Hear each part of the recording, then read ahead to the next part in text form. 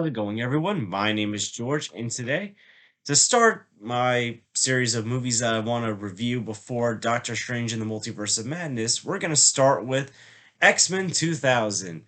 That's right.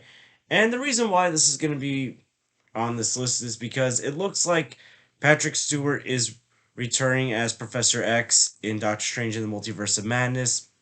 Whether or not it's a variant of Professor X or the same one from the X-Men Fox films, we have yet to know, but that was obviously his voice in the back of his head in the trailer, and Patrick Stewart has confirmed that he's going to be in the film. So I figure, why not review one of the early Marvel movies that doesn't take place in the MCU, but with Multiverse of Madness coming out and this looking like it's going to introduce mutants into the MCU, with Professor X's likely involvement, I figured, why not review the first X-Men film? Maybe down the road I will review the other X-Men movies, but for now I'll just do the first one before Multiverse of Madness comes out, because I feel like X-Men is very important to the success of Marvel movies coming out. Like, yeah, you had Blade come out 2 years before, and Blade was very good, but X-Men took it the next step before Spider-Man 2002 took it that bigger step. That X-Men took a group of heroes and put them in a film, the X-Men obviously. And at the time, yeah, you had Blade, you had from DC Superman and Batman, but you never really had a superhero team come together like this.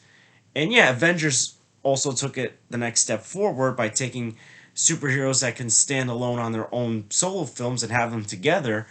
But X-Men really helped pave the way for superhero movie success, especially for Marvel movies. So this film was directed by Bryan Singer, and yeah, Bryan Singer's become a controversial figure throughout the years, but he still directed some very good movies, and he did a very good job with his X-Men movies, despite him not being a good person in general. But yeah, this film stars Patrick Stewart as Professor X, Ian McKellen as Magneto, Hugh Jackman as Wolverine, and Anna Paquin as Rogue. And this is essentially our introduction to the X-Men. And the beginning of the film, you get a backstory from Magneto, Eric Langshire, and how he was in a concentration camp as a boy during the 1940s, and you see him using his powers of controlling metal. And then we get years later, present day, and we learn that this controversial senator, Senator Kelly, wants to make a bill having mutants get registered, and he's using these fearmonger tactics, and it kind of is similar to what we hear nowadays from politicians using fearmongering tactics, but it's also a sign that the X-Men is a different kind of superhero film. You're touching upon things like discrimination, prejudice, a mistrust in a certain group of people. In this case, it's the mutants. People are scared about what these mutants can do. The senator is using fear mongering tactics of saying, hey, this person can use this power. We don't know. Could they be your teacher? Could they be your neighbor? Could it be a random kid? We don't really know. And then we also get a glimpse of like Professor X and Magneto, and we see Professor X played brilliantly by Patrick Stewart, wanting mutants and humans to coexist, while Magneto hates humans, and he's gonna take more radical, extreme measures to get what he wants, which is mutant domination. And we later learn that he has this machine that's gonna mutate all these world leaders down the road, and he even mutates Senator Kelly as a bit of payback for his anti-mutant beliefs. And then we're introduced to Rogue, and she's got these powers where she takes powers from other people, and like they're very deadly and dangerous. And she later meets Logan. So these are essentially our four main characters of the film. So, like I said, Professor X, Patrick Stewart is brilliant as Professor X. This is one of the most iconic casting decisions and choices and performances. And he's done such a phenomenal job. And yeah, James McAvoy did a great job as well in the other X-Men movies that came out a decade later. But Patrick Stewart like embodies what I feel like Professor X is. And Ian McKellen as Eric Langshire, aka Magneto, is also a brilliant casting choice. It's kind of crazy that Ian McKellen played Gandalf in the Lord of the Rings movies around the same time the X-Men movies were coming out. Like, he was portraying a good guy in one franchise and a bad guy in the other. And we get so wrapped up in talking about comic book movie villains, we always sometimes forget to bring up Ian McKellen as Magneto. This is one of the best villains in a comic book movie. And he's done such a great job in these X-Men movies just in general. And you understand like why these men believe what they believe. Now, obviously the most iconic performance of any X-Men in film is Hugh Jackman as Logan, aka Wolverine. And this was essentially Hugh Jackman's Hollywood introduction.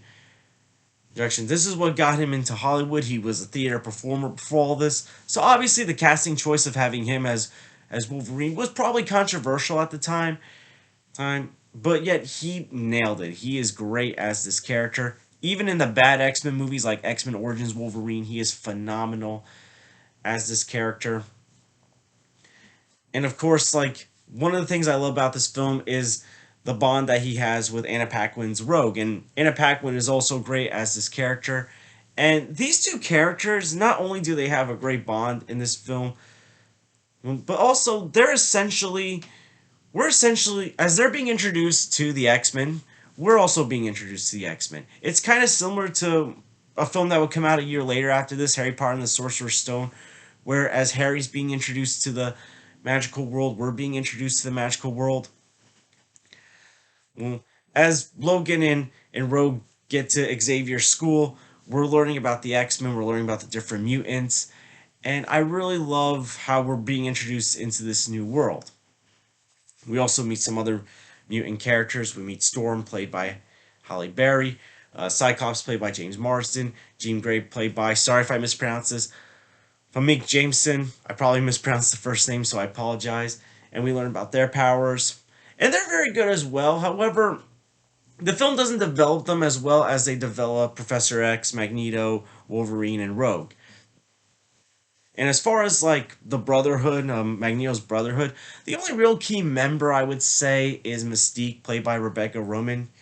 And as much as I like Jennifer Lawrence, I feel like Rebecca Roman is better as Mystique than Jennifer Lawrence was. Like, I feel like she feels more like Mystique than Jennifer Lawrence did. It felt like after Days of Future Past, Jennifer Lawrence didn't care as much about playing this character, so yeah, we got a much better Mystique in these films. And I will admit some things seem out of date in this film as I was revisiting some of the special effects work. The one scene where Logan's riding on Cyclops' motorcycle to go find Rogue, and he's like going very quick. It looks out of date, I will admit. But, I mean, comic book movies around that time will have some of that out of date stuff. Like Batman 1989 has some out of date things in it. Like I said, I would before, the Cyclops, Jean Grey, and Storm aren't as well developed as the other characters. I would have liked to have seen them get more character development, more screen time, because this is the X-Men. As much as I love Hugh Jackman as Wolverine, I would like to see some of the other X-Men characters stand out. And of course, basically the reason why they're looking for Wolverine is because they assume at first Magneto's trying to find him, but he really wants Rogue to help power this mutant machine to turn all these world leaders that are coming to the summon, and to have them get mutated. And our final battle takes place on the Statue of Liberty. Similar to like Spider-Man No Way Home, but before Spider-Man No Way Home did it, X-Men had a final battle on the Statue of Liberty. And the action's very cool. I love the Wolverine action scenes, obviously. Especially when he's going up against Mystique, who's looking like Wolverine. And then, obviously, Wolverine versus Sabretooth. I will say this. The Sabretooth and X-Men Origins Wolverine. If there's one thing I prefer in that film over this film, it is the Sabretooth in that film. But the action's very cool. I also like the heart-to-heart moments. Now, we've gotten plenty of comic book movies throughout the years, and we've gotten some very entertaining ones. One of the things I appreciate about some of the older comic book movies that came out, Spider-Man, X-Men, Batman 1989, Batman Begins, films that came out before we got the cinematic universes, where we got movies that were either had too much humor or were too dark. Movies like X-Men and Spider-Man that had a great balance of light and dark moments. Yeah, X-Men has some funny moments, some enjoyable moments, but also has some dark moments and some heartfelt moments. One of my favorite moments is when Rogue runs away from the school, and she's about to go on this bus, and Logan finds her and tries to convince her to give the school another chance. And you really see development in Logan's character, because when he first meets Rogue, he can care less about her, but over the course of the film, he's growing to care about her. And it's one of my favorite aspects of the original X-Men trilogy is this friendship that ship and mentor relationship that Wolverine and Rogue kind of have. And it adds even more like towards the end of the film when Logan, despite knowing how dangerous Rogue's powers can be, has her absorb his powers so she can heal herself. As far as like other concerns with this movie, this is an hour and 40 something minute film, and it's paced well. Like, you get a good amount of time to explain what the X-Men are, to get through Magneto's motivations to have the final battle. But looking in hindsight, I wish this film could have been longer, because, like I said before, I want to see more development from some of the other characters. I would like to have had like some more interactions between Magneto and Professor X. Those are obviously the highlights of this film, these two iconic characters being portrayed by these two iconic actors, and every time they're having dialogue with one another, it's just great to hear the different ideologies colliding. So, all in all, when it comes to the first X-Men film, I think it's a very good film. The action looks great. Some of the special effects don't hold up all that well. I'm not crazy about the costumes, but whatever. I still enjoy the performances. I still have a great time with this film.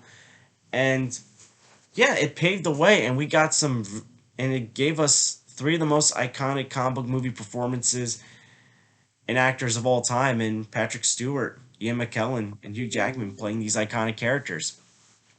And I can't wait to see Patrick Stewart return as Professor X in Doctor Strange in the Multiverse of Madness, which looks very likely. I know it hasn't been confirmed, but it's basically all but confirmed at this point. As far as do I want any other X-Men characters to appear in the film, I don't think they're needed. Like, maybe just like a quick, brief appearance would be cool, but I don't think they're needed.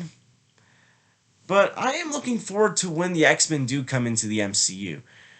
And I feel like this film, just having Professor X as a member of the Illuminati, will begin the paving of the way of getting the X-Men to eventually appear. And also Deadpool 3 being greenlit and finding a director a few weeks ago helps as well. But all in all, if you haven't seen X-Men 2000, I highly recommend that you do.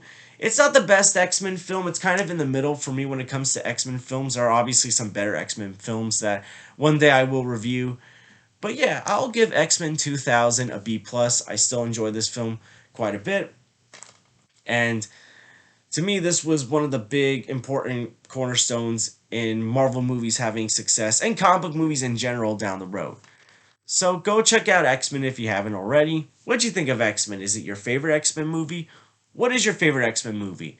For me, as far as just in the X-Men universe, I'll go with Logan. As far as an X-Men film, I'm going to go with X-Men Days of Future Past.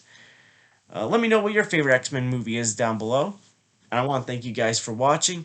Please like and subscribe already if you haven't. Please share this with someone that loves the X-Men. And I hope to see you guys real soon. Take care, everyone.